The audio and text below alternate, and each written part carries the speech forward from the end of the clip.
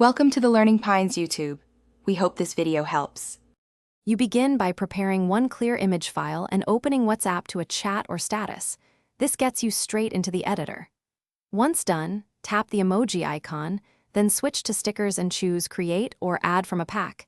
You need a 512 x 512 PNG or JPG, transparent when possible. Make sure to trim excess background and keep the subject centered. This simplifies later cropping and guarantees the emoji looks crisp in messages and on different screen sizes. Now you focus on editing. Crop tightly to the subject so the visible area stays clear at small sizes. You can use WhatsApp's Sticker Maker or an external image editor to remove the background and refine edges. This is where quality matters because tiny artifacts show up when scaled down.